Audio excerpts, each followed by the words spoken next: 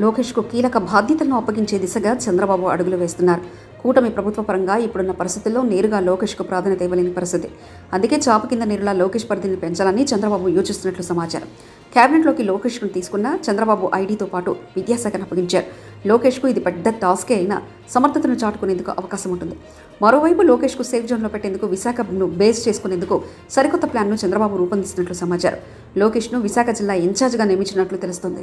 దీంతో పాలనాపరంగా రాజకీయంగా లోకేష్ను మరింత యాక్టివ్ చేయాలని చంద్రబాబు భావిస్తున్నట్లు పార్టీ వర్గాలు భావిస్తున్నాయి. ఏపీలో ఇప్పుడు విశాఖ హాట్ టాపిక్. రిషికొండ భవనాలు, అత్యంత ఖరీదైన నిర్మాణాలు రాష్ట్రవ్యాప్త చర్చకు దారితీస్తున్నాయి. వైసీపీ మరోసారి అధికారంలోకి వచ్చి ఉంటే విశాఖను రాజధానిగా చేసేది. రిషికొండ ప్యాలెస్ నుంచి పాలన సాగేది. కానీ టీడీపీ కూటమి అధికారంలోకి రావడంతో సీన్ మారింది. అయితే రిషికొండ సేవలను ఎలా వినియోగించుకుంటారో చూడాలి. కానీ అంతకంటే ముందు విశాఖ నగరాన్ని గాడిలో పెట్టాలనుకుంటున్నారు చంద్రబాబు. ముఖ్యంగా ఐటీ హబ్ చేయాలని డిసైడ్ అయ్యారు. వీలైనంత ఎక్కువ సాఫ్ట్వేర్ కంపెనీలు తీసుకొచ్చి యువతకు ఉద్యోగ ఉపాధి అవకాశాలు మెరుగుపరచాలనుకుంటున్నారు. అదే సమయంలో ఏమాత్రం వైసీపీకి ఇక్కడ ఛాన్స్ ఇవ్వకూడదని భావిస్తున్నారు. అందుకే లోకేష్ను విశాఖపై ప్రయోగిస్తున్నట్లు తెలుస్తుంది. దాదాపు పార్టీని పాలనను సమాంతరంగా ప్రాధాన్యత ఇస్తూ లోకేష్ అడుగులు వేయనున్నట్లు తెలుస్తుంది. ఏపీలో ఒక విధంగా చెప్పాలంటే విశాఖ పెద్ద నగరం, అభివృద్ధి చెందిన నగరం, ఇంకా చేయడానికి అవకాశం ఉన్న నగరం.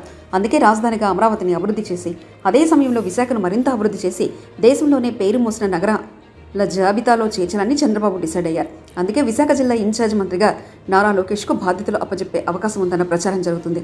జిల్లా ఇన్ఛార్జ్ మంత్రిగా నారా లోకేష్ ఉంటూ విశాఖలో పాలన జరిగే అవకాశం ఉంది. అభివృద్ధి కార్యక్రమాలతో పాటు పార్టీపరమైన విషయాల్లో ఆయన కీలకంగా వ్యవహరిస్తారు. మరోవైపు లోకేష్ ఐటీ మంత్రిగా ఉన్నారు. ఈ నేపథ్యంలో విశాఖను ఐటీ హబ్గా మార్చేందుకు లోకేష్ ప్రత్యేక ప్రణాళిక రూపొందిస్తున్నట్లు సమాచారం. ఉత్తరాంధ్రతో పాటు ఉభయ గోదావరి జిల్లాలో బాధ్యతలను లోకేష్కు అప్పగించే అవకాశాలు స్పష్టంగా కనిపిస్తున్నాయి. విశాఖ ఇన్ఛార్జ్ మంత్రిగా ఉండడంతో పాటు 3 పార్టీల మధ్య సమన్వయ బాధ్యతలను కూడా లోకేష్ తీసుకుంటున్నారని తెలుస్తోంది. 2014 వైసీపీ ఆవిర్భావం నుంచి విశాఖ నగరం ఆ పార్టీకి చిక్కడం లేదు. అందుకే దానిని కొనసాగించాలని లోకేష్ శతవిధాలా ప్రయత్నించే అవకాశం ఉంది. ఉత్తరాంధ్రలో వైసీపీ రూపురేఖలు లేకుండా చేయాలనేది చంద్రబాబు భావనగా తెలుస్తుంది. అందుకే ఐటీ విద్యాశాఖ మంత్రిగా ఉన్న లోకేష్ ద్వారా ఈ తతంగం జరుపుతారని సమాచారం. శాసనసభ సమావేశాల అనంతరం ఇన్ఛార్జ్ మంత్రులను ప్రకటించే అవకాశం ఉంది. విశాఖ జిల్లా ఇన్ఛార్జిగా లోకేష్ పేరు ప్రకటించే అవకాశాలు స్పష్టంగా కనిపిస్తున్నాయి.